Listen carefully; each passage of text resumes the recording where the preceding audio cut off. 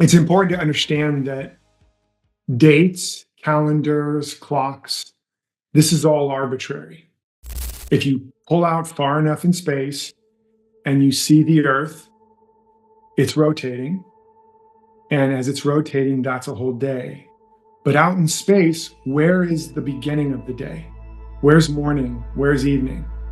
From there, it's a circle, right? There's no beginning or end in a circle. As you go a little further out, the Earth is going around the sun.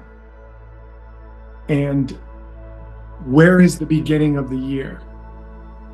Where's the ending of the year? There is none. So it's all made up. So the beginning of the day is always now. The beginning of the year is always now. And if you go out even further, really spiritually speaking, where is the beginning or the ending of your life? Really, this is a parenthesis in eternity. It's a paragraph in a larger chapter, in a larger story. So there really isn't a bunch of past lives. You don't have a lot of lives. You have one life. And that life is unfolding forever, right? You don't really have a day. You have eternal life or life, and it's just unfolding always. It's not a day, it's not an hour, it's not a minute, it's not a year, it's not a beginning, it's not an ending, it's a forever. It's a forevering, right? That's actually what's really happening. And now, that said, there's a reason why it's important to know that, because these different cycles that we've created humanly in time, somewhat based on nature and things like that, have developed a lot of a belief system around it and a baggage that has energy, that has density, that has gravity. So if you really believe in the beginning of the year, January is a time where you will have more energy and motivation to really start fresh, right? That's why gym memberships go really high, go really up in the beginning, right? And by February or March, you can finally get on the machine again. And they make all their money in the beginning of the year, the gyms.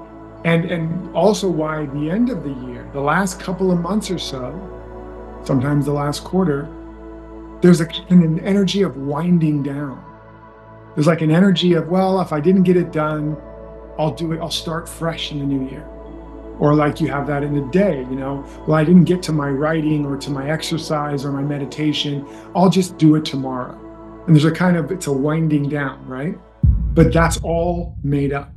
And the purpose of a new year or a holiday, a holy day, a Christmas, a Hanukkah, whatever, in that period of time, there's a particular energy that has been collected over a long time, and you have access to it.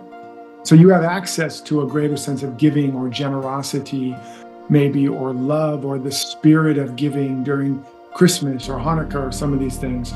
You might have a greater sense of, again, starting fresh in New Year. You might have a greater sense of appreciating your life on your birthday. Or for some of you, depending on your age, you might have a greater sense of denial on your birthday.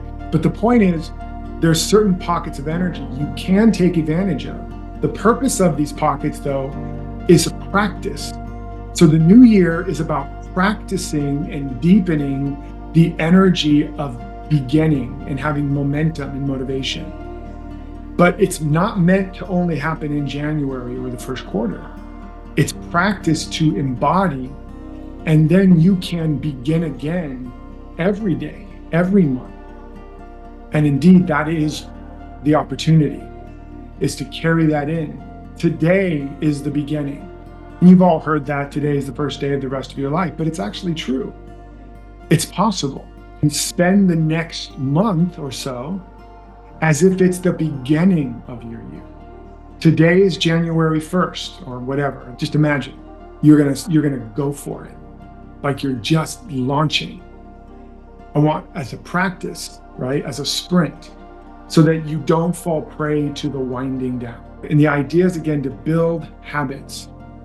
Each of these important times and days, your birthday, the holiday, the beginning, these are times to practice and embody, so that every day eventually could be a holiday. Every day could be a day of celebration. Every day could be a day of generosity and gift giving. Every day could be a day of celebrating your life and your rebirth. Every day could be the day of starting all over again, fresh, unburdened by past. That's what's possible. That's what's true spiritually. But over time, we get layers and layers of time, the dust and the grit of time and space. And that's what ages us. That's what tires us. That's what wears us down.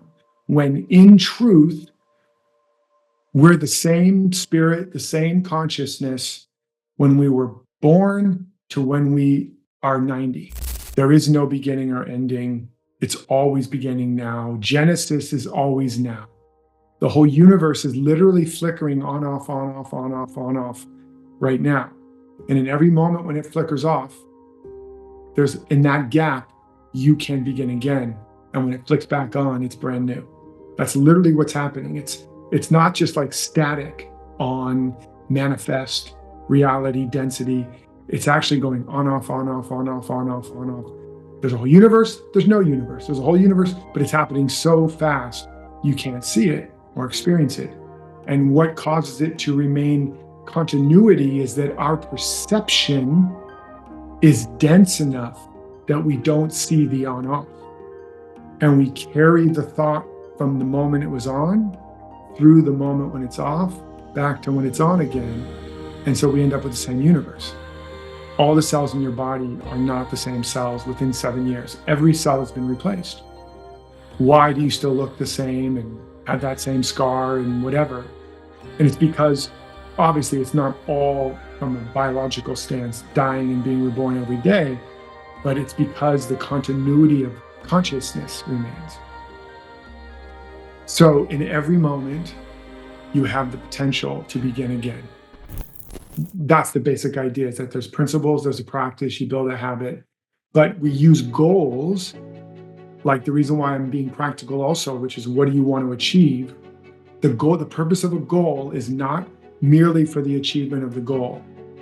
We are evolved as goal-seeking, target-seeking creatures because having a target, having a goal, especially if it's one that has a difficulty level, that is what forces an evolutionary adaptive response, which calls forth more of us.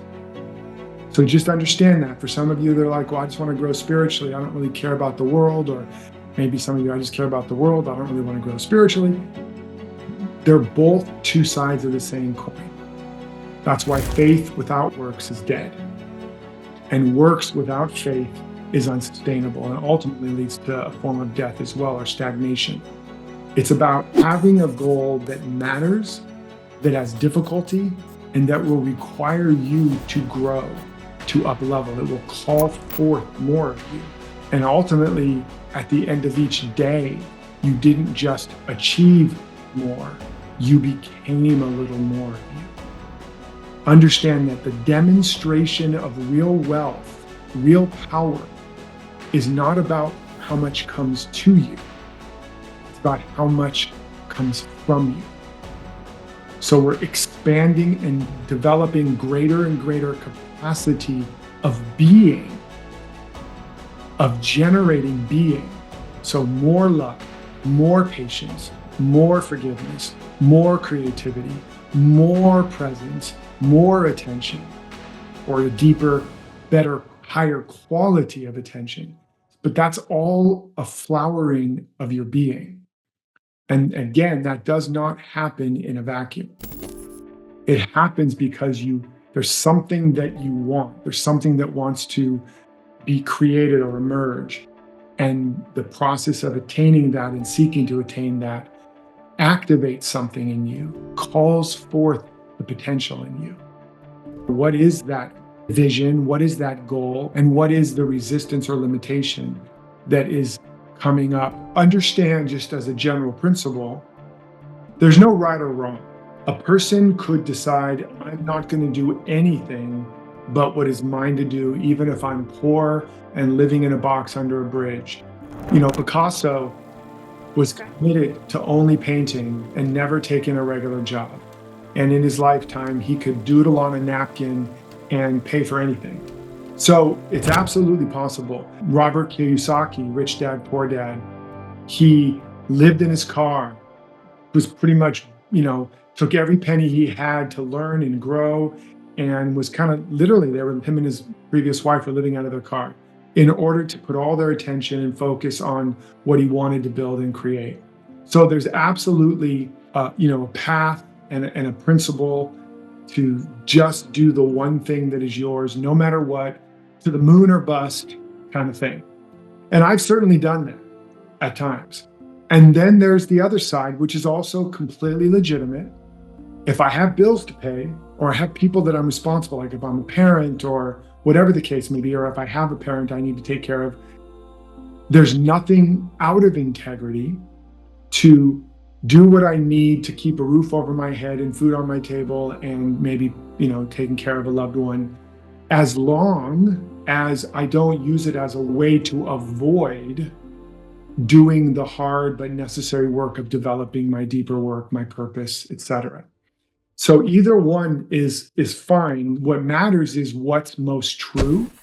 And if we are, like, for example, avoiding the regular job because of judgment, like I did at one point until my wife said, "You need to get a goddamn job."